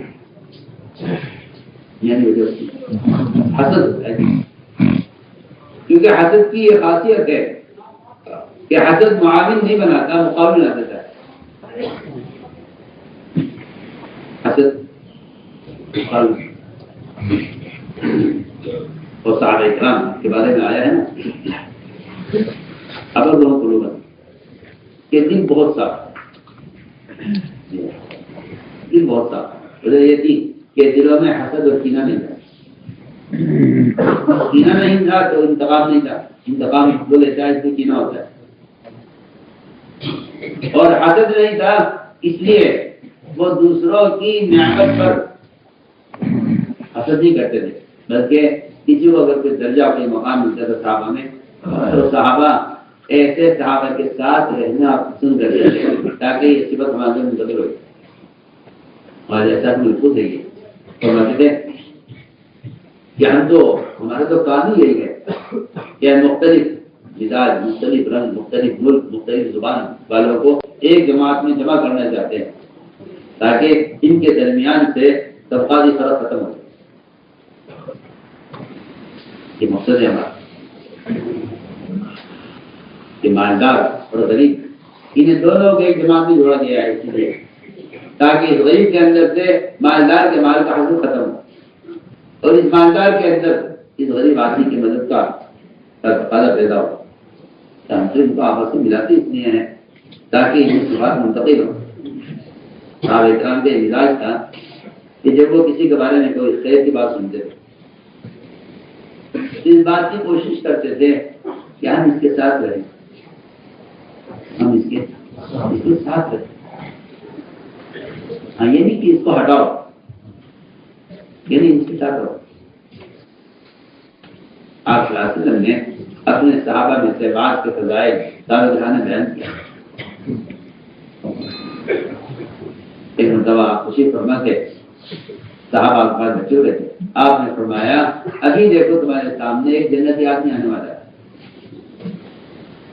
صحابہ بہت کرنے لگے دیکھو کون آتا ہے. رضی اللہ تعالیٰ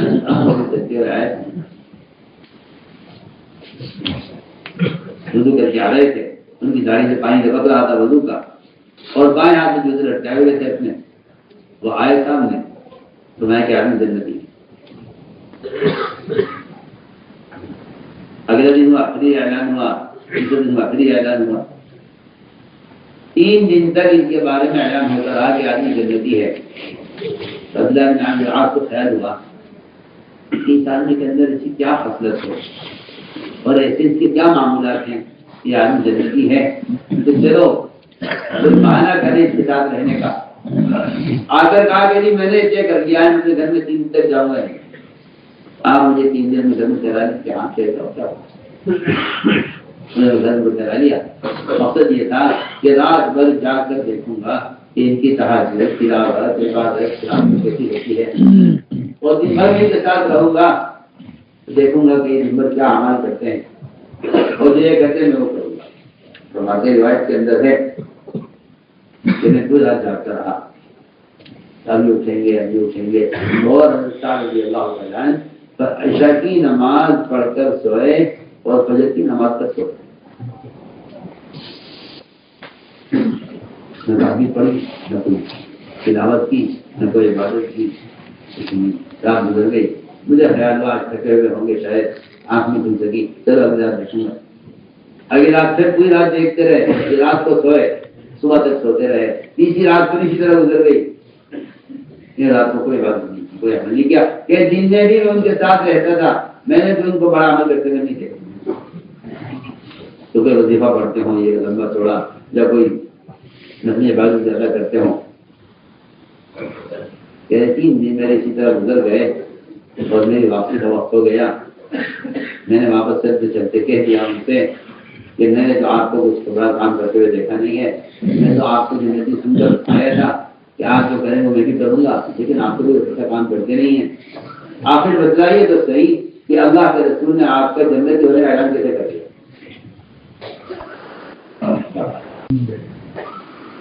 انہوں نے کہا بھتیجے بات یہ ہے کہ میرا تو معمول یہ ہے کہ آپ نے دیکھا ہے، یہ بھی نہیں کہا انہوں نے کہ میرا 2-3 دن سے میری آنکھ لازم نہیں کھل رہی ہے، کہا کہ بھتیجے میرا معمول تو یہ ہے کہ تم نے دیکھا ہے۔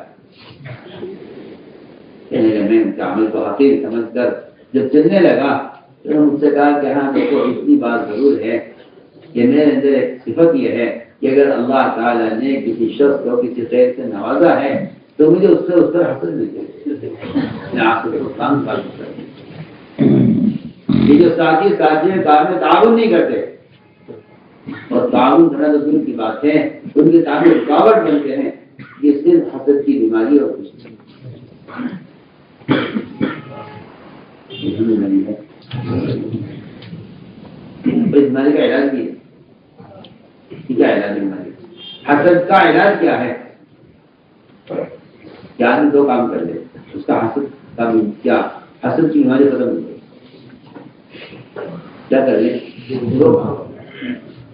2 کام کر لے تو حسد کی بیماری ختم ہو جاتی ہے۔ پہلا کام تو یہ ہے کہ اپنی اجتماعی مجلسوں میں ان لوگوں کی تعریف کرے جن سے اس کو حسد ہے، جن سے اس کو حسد ہے، مجلسوں کی تعریف کرے۔ کیا آپ کیا عرض کریں، شاید بات سننا ہے، حضور اکرم صلی اللہ علیہ وسلم اپنے صحابہ کے درمیان بعض کافروں کی تعریف کرتے ہیں، وہ بات کافر کو پہنچنا کہ آج تو محمد صلی اللہ علیہ وسلم نے اپنے صحابہ کے سامنے طرح کی تعریف کی۔ اور ہمارے ابو سفیان اس کو بڑا سمجھدار آدمی ہے اور بڑا ذہین ہے اور بڑی استعداد والا ہے۔ بعض کے بارے میں فرمایا کہ میں نہیں سمجھتا تھا کہ یہ اب تک اسلام کو قبول نہیں کرے گا، یہ تو بڑا سمجھدار آدمی ہے، مجھے حیرت ہے کہ اب تک اس نے اسلام قبول نہیں کیا۔ بجائے اس کے کہ لوگوں کی جو ہے صلاحیت کو ضائع کر دیا جائے حسد کے ذریعے، بلکہ کافر کی صلاحیت کو بھی آپ چاہتے تھے کہ حق پر لگ جائے۔ عمر رضی اللہ تعالیٰ عنہ ایک نصرانی کے اسلام لانے کی تمنا کرتے تھے، اور اسی اس لیے کہ وہ نصرانی حساب سے بڑا تیز تھا، میں کہ حساب میں اتنا ماہر رہی ہے، میں چاہتا ہوں میری مسلمان ہو جائے تو میں اسے اپنے خزانے کا سی اے بنا دوں۔ وہاں سے ہوتے ہیں کیا یہ کاش یہ نصرانی مسلمان ہوتا، غیر مسلم کو تو میں نہیں چاہتا کہ مسلمان کے حوالے کروں، لیکن اگر یہ مسلمان ہو جائے تو میں اسے اپنے خزانے کا اور بیت المال کا حصے میں محاسب بنا لوں، سیاح بنا لوں اگر یہ مسلمان ہو جائے۔ میں مثال رکھتا ہوں، حسد وہاں جہاں حسد ہوتا ہے وہاں صلاحیت ظاہر ہوتا ہے۔ تو میں نے عرض کیا کہ پہلا تو سبب یہ ہے حسد کے علاج کا کہ مجلسوں میں ناقص کی تعریف کی جائے۔ دوسری بات یہ ہے کہ تنہائیوں میں اس نعمت کو باقی رکھنے کی دعا کی جائے جس کی نعمت پر آپ کو اس سے حسد ہے، جس نعمت پر حسد ہے اس نعمت کو باقی رکھنے کی اللہ نے اس میں نعمت دی ہے، اللہ اس کی نعمت کو باقی رکھے۔ یہ دیکھ آپ سے کہتا ہوں کہ یہ حسد کا علاج ہے کہ تنہائی میں محسود کے لیے دعا ہو اور اجتماع مجلسوں میں محسود کی تعریف، یہ 2 چیزیں ہیں جس سے آدمی کے اندر سے حسد کی بیماری سے لوگ شکایت کرتے ہیں کہ کافی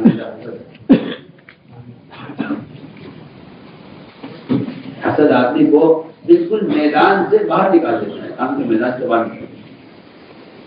بہت سے کفار مشرکین صرف حسد کی وجہ ایمان نہیں لائے، سمجھتے تھے کہ اللہ کے رسول حق ہے اور آپ کی بعثت حق ہے، سب سمجھ گئے تھے، وہ آپ کے معجزات سے بھی اور علامتوں سے بھی سمجھ گئے تھے، لیکن صرف حسد نے ان کو اسلام سے روکے رکھا۔ حسد ایسی چیز ہے جو کسی دینی خدمات سے کیا روکے گی؟ حسد اسلام سے بھی روک دیتا ہے، اسلام سے بھی روک دیتا ہے۔ بہت سے مشرکین صرف اس وجہ سے شامل ہوتے ہیں۔ بلکہ آپ کو معلوم ہونا چاہیے کہ ابلیس بننے کا جو اصل سبب ہے وہ حسد ہے۔ حسد کیا ہم انتخاب میں لکھتے ہیں آپ نے یہ درجہ آدم کو کیوں دیا ہے؟ آپ میں کہتا ہوں کہ ابلیس کے سجدے سے انکار کا جو اصل سبب ہے، علماء نے لکھا ہے کہ اللہ کی آسمان اور پہلی نافرمانی جو ہوئی ہے وہ حسد کی وجہ سے ہوئی ہے، اور دنیا میں جو پہلا قتل ہوا ہے حسد کی وجہ سے ہوئی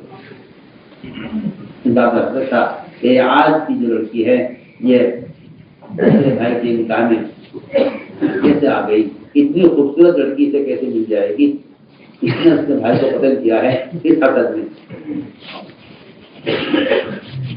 پہلا قتل ہوا زمین پر حسد کی وجہ سے، پہلی نافرمانی ہوئی آسمانوں میں حسد کی وجہ سے۔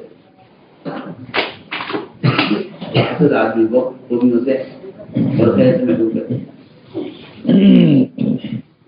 کیونکہ حسد کرنے والا اللہ تعالیٰ کی تقسیم سے اختلاف کرنے والا ہے۔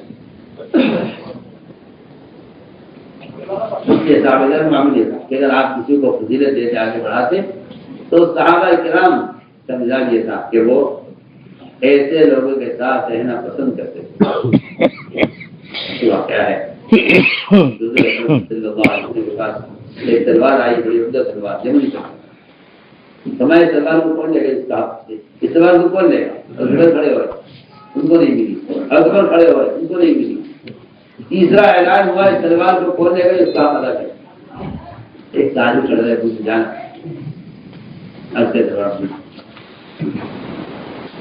آپ صلی اللہ علیہ وسلم نے ان کے ہوتے ہوئے، حالانکہ یہ بڑے بھی تھے، پرانے بھی تھے، رشتے داری بھی تھی، لیکن آپ نے ابو جان کو تلوار دی، ان کو نہیں۔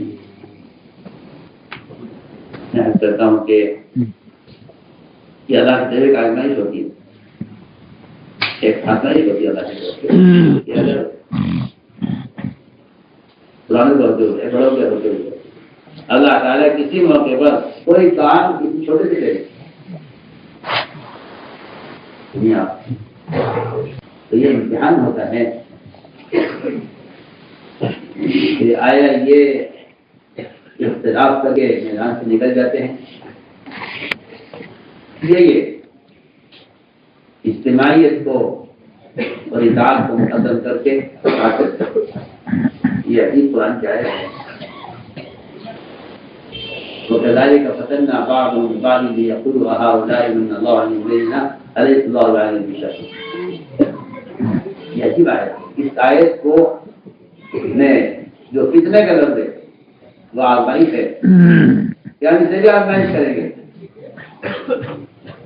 لیکن ہم یہ کہا کرتے تھے کہ یہ ہمارے غلام، یہ فقراء اور یہ باہر سے آئے ہوئے تو یہ بلال اور سہیل، کیا اگر اسلام کوئی خیر ہوتی تو کیا یہ خیر ان کو ملتی ہمارے ہوتے ہوئے؟ اگر اسلام میں کوئی خیر ہوتی تو ایسا خیر تو ہم ہیں، ہم سردار ہیں، ہم بادشاہ ہیں، ہمارے ہوتے ہوئے یہ خیر ان فقراء کو ملی ہے۔ اس کا مطلب یہ ہے کہ اس میں کوئی خیر اس میں نہیں ہے۔ اگر اس میں خیر ہوتی تو پھر یہ خیر ہمیں ملتی پہلے، کیونکہ ہم بڑے ہیں یہ چھوٹے ہیں۔ نہیں آپ یہ قرآن کیا ہے؟ وقال الذين كفروا لو كان خيرا ما سبقونا إليه، وقال الذين آمنوا لو كان خيرا ما سبقونا إليه۔ کافروں نے کہا کہ اگر میں اسلام کو خیر ہوتی تو یہ ہمارے غلام اور ہمارے نیچے کے لوگ یہ اس خیر میں ہم سے آگے کیسے بڑھ جاتے؟ اللہ مجھے معاف فرمائے، یہ بیماری کی ہے، بیماری کی ہے کہ یہ تو ہم سے بعد والے ہیں۔ نے حضرت اسامہ کو قانون بنا کر اور مہاجرین اولین کو ان کے تابع کر کے بڑوں کی مانگ کر چلنا تو بہت آسان ہے۔ اگر کبھی امتحان کے لیے چھوٹے کو زندہ بنا دیا گیا تو صحابہ کرام اس امتحان میں کامیاب ہو، صحابہ امتحان میں بھی رائے تو تھی صحابہ نے، اور اس جو کو رائے تھی تاکہ یہ ہوتے ہیں بڑے بڑے بزرگ ہیں. میں کہتا ہوں کہ امتحان کا کتاب کے امتحان یہی.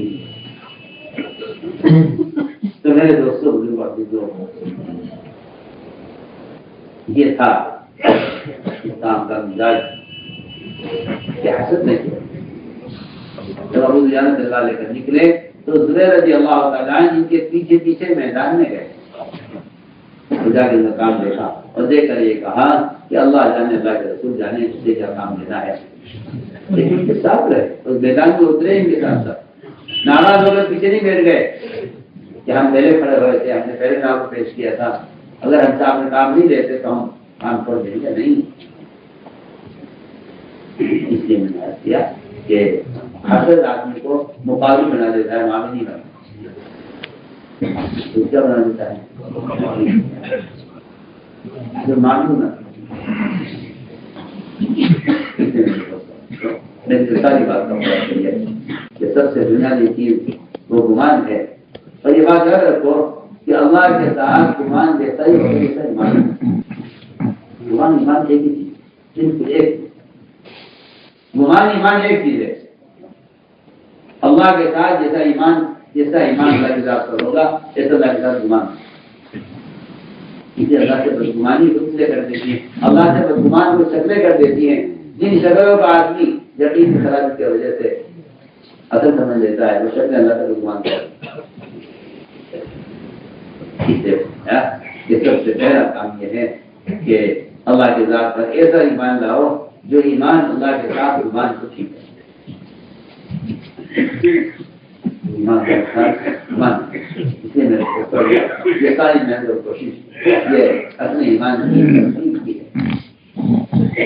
کوئی شک نہیں ہے کہ ایمان کا کمال دعوت سے ہے. ایمان کا کمال دعوت سے ہے. قرآن نے تو صاف کہہ دیا بالکل کہ ایمان باللہ چاہتے ہو تو پھر یہ دو فریضہ ادا کرو. ایک بھلائی کا حکم کرنا، لوگوں کو برائی سے روکنا.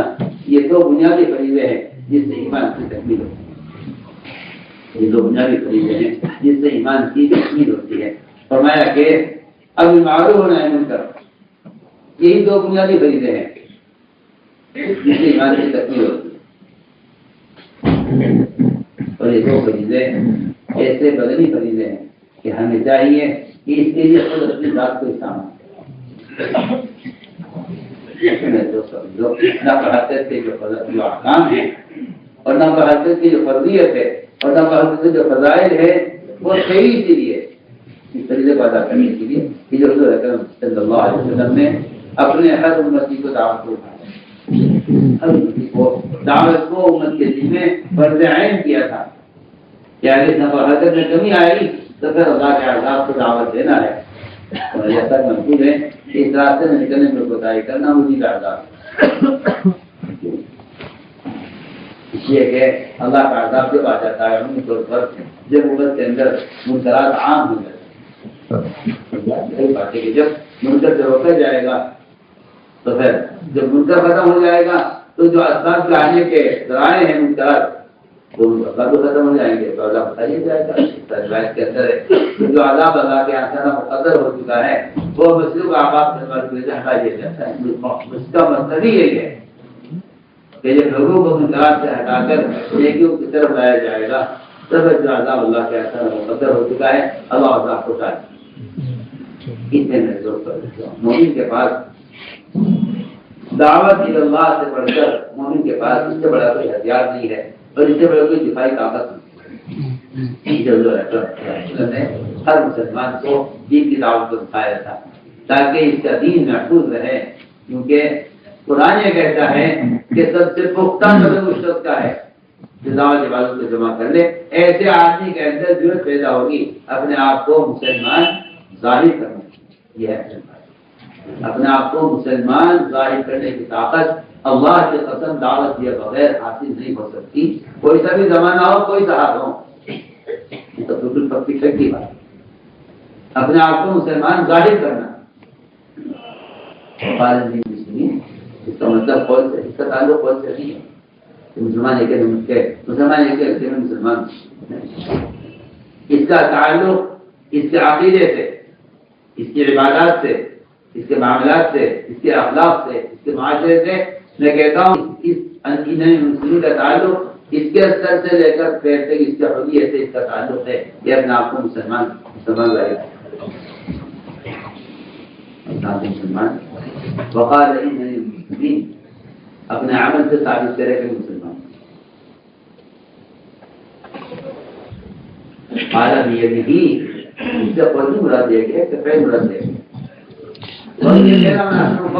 اور سے قول باتیں مراد نہیں دی گئی ہیں، قول سے اس کا عملی مذہب اس کا دین مراد دیا گیا ہے۔ ومن احسن قولا کا ترجمہ کیا ہے؟ من احسن دینا، کہ اس سے اچھا دین ہو سکتا ہے جو دعوت عبادت کے اس لیے مسلمان کے پاس سب سے بڑی دفاعی طاقت اگر ہے تو اس کے پاس دعوت کا عمل ہے۔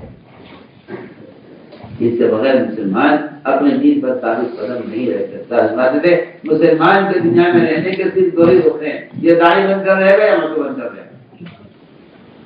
داعی بن کر رہے گا یا مدعو بن کر رہے گا۔ اگر یہ حق داعی ہے تو باقی اس کو دعوت دینے میں ناکام ہو جائے گا، اور یہ حق داعی نہیں ہے تو باقی اس کو دین سے ہٹانے میں کامیاب ہو جائے گا۔ یہ واقعات ایسے بے شمار ہیں جو احادیث میں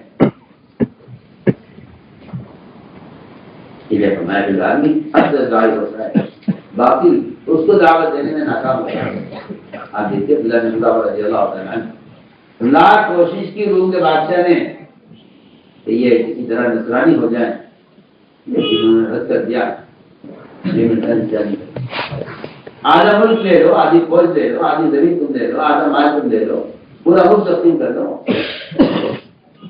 پیشکش صحابی حکم کی جاتی ہے صرف اس لیے کہ یہ صحابی ہیں۔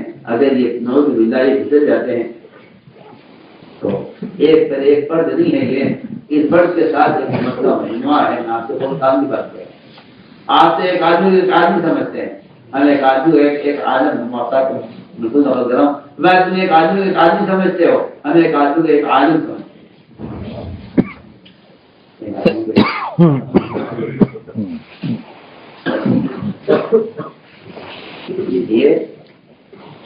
اس راستے سے پیچھے ہٹ جانا، جب میدان سے نکل جانا، یہ افتراق کا ایسا سبب ہے جس کی تلافی، جس کی معافی بہت ناممکن مشکل ہے۔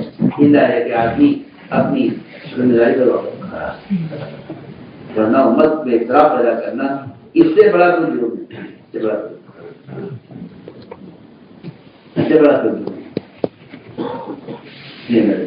تو یہ عزم کرو کہ ہمیں اپنے ایمان کی تکمیل کی ضرورت ہے، کیونکہ ایمان کی تکمیل پر ہی یہ ساری خصلتیں اور یہ ساری خیریں ایمان کی تکمیل کے ساتھ دیکھے جو وعدہ ہے کامیابی کا وہ پورے دین پر ہے، اور پورا دین ایمان کی تکمیل ہے، پورا دین ایمان کی تکمیل ہے۔ جو جس کا دین ناقص ہے اللہ کی قسم اس کا ایمان ناقص ہے، اس کا ایمان ناقص ہے، اس کا دین ناقص ہے۔ اس لیے ایمان کی تکمیل کے لیے ایک بنیادی شکل، بنیادی سبب یہی کہ آدمی نقل حرکت کے ذریعے دین کو پہنچائے گا۔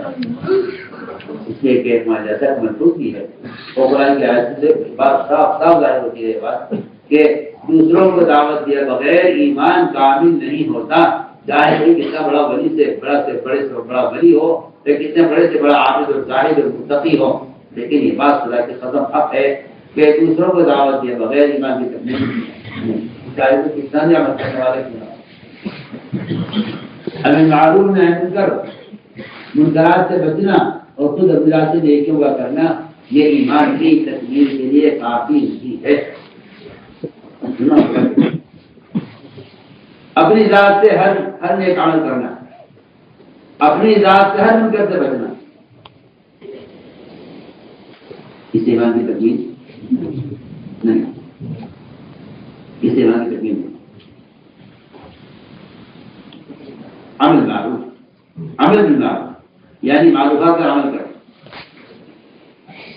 اور ایک آدمی کا سارے منکرات سے بچنا، کہ یہ ایمان کی تکمیل کا بھی سبب نہیں ہے، اور اگر میں اپنی بات کروں تو آپ کو تعجب ہوگا، یہ ایمان کے وجود کی بھی علامت ہے۔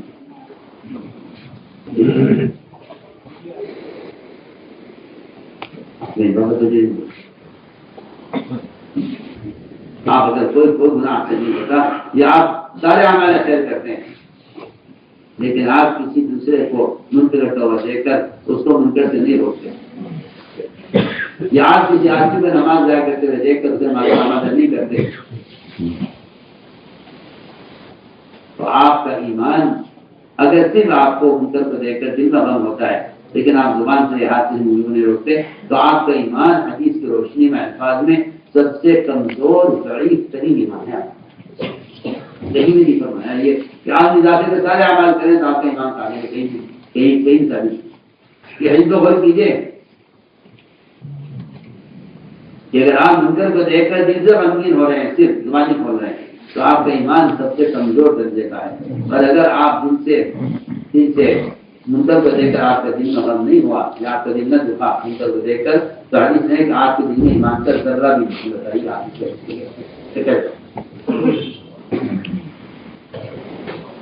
یہ ایمان کے بڑھنے کا سبب اور ایمان ہے یا نہیں، میں آپ کو صاف خود کہہ ایمان کا وجود اس کی علامت یہ ہے کہ آپ لوگوں کو منکر کرتے ہوئے دیکھیں تو آپ کو چاہیے کہ اس کو منکر سے روکنے کی کوشش کریں۔ یہ آپ کے ایمان کا وجود کیا ہے؟ اس علماء نے لکھا ہے کہ مجموعے کی اصلاح کی کوشش یہ ایمان کی تکمیل کا سبب ہے۔ تأمرون بالمعروف وتنهون عن المنکر وتؤمنون باللہ، یہ ایمان باللہ ادھر ہے کہ آپ لوگوں کو نیکی پر آمادہ کریں اور لوگوں کو سمجھائیں۔ اس حضور اکرم صلی اللہ علیہ وسلم نے اپنے صحابہ کو اپنے ایمان کی تکمیل پر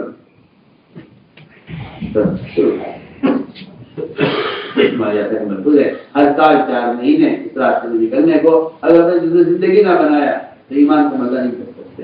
بالکل انہی آیات انہی روایتوں سے روشنی میں ہے یہ بات بالکل تمہارے ایسا فرماتے تھے میں اس کام کا کوئی نام رکھتا تو اس کا نام تحریک ایمان ہے۔ یہ مزاج ہم لوگ کیا ہمیں انشاءاللہ اس مزاج کے ساتھ اللہ کے ساتھ اپنی بات کو درست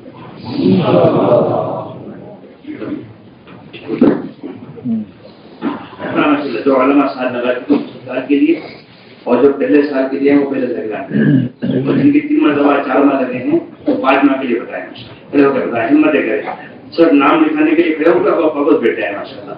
اس کے زنا کی خبر کرنا یہ زنا